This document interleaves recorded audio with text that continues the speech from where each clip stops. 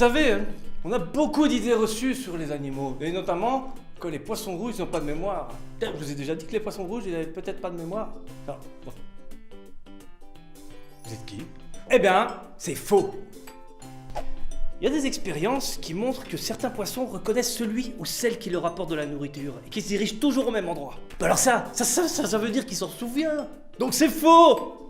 Vous appelez comment encore? Où est-ce que je suis ici? Bah, un bocal, ça coûte pas cher et ça prend pas beaucoup de place.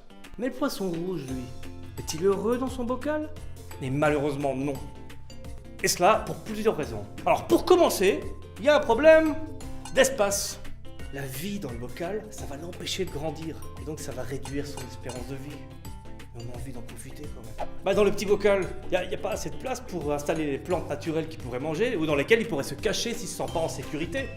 Le poisson rouge, il produit quand même beaucoup de déchets, alors il risque vite de polluer l'espace dans lequel il vit. Il faudra alors changer complètement l'eau du bocal, ce qui est quand même une source de stress pour le poisson. Hein. Mais attention, c'est aussi très dangereux. Oui, à cause des changements brusques de température, ça pourrait... Et enfin, l'ouverture n'étant pas très grande, le passage de l'oxygène dans l'eau sera très difficile. C'est comme quand tu respires, la qualité de l'air est importante. Pour le poisson, c'est pareil. La qualité de l'eau, ça va déterminer si sa santé est bonne. Imagine-toi un petit peu respirer de la fumée d'une cheminée sans arrêt, ou alors déménager tout le temps dans un endroit que tu connais pas.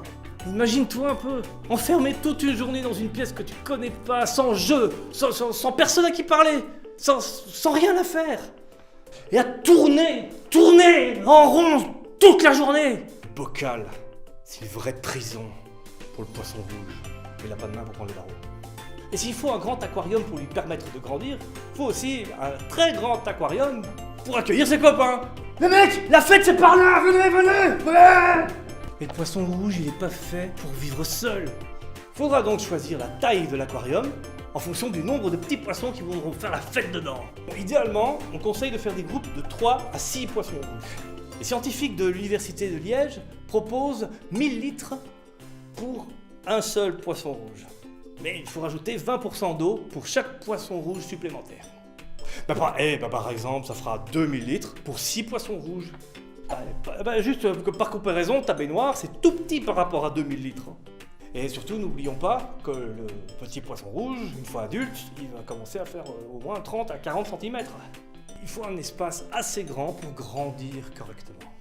Bon, donc tu pourrais choisir un très grand aquarium, mais n'oublie pas que tu pourrais aussi choisir un étang d'1 mètre de profondeur qui serait devant ta maison, dans ton jardin, très sympa, hein. Et pouf! Bon, si malgré tout, tes parents ou toi, vous souhaitez quand même acheter un aquarium, il y a un chiffre clé à retenir. Il faut, pour l'aquarium, pour la largeur et la longueur, 7 fois la taille adulte du poisson rouge. Il pourra nager plus aisément. Et tu t'imagines, toi, faire un jogging, là, tout simplement, dans ta chambre de 3 mètres sur 2? Tu veux une autre solution? Adopte un autre type de poisson.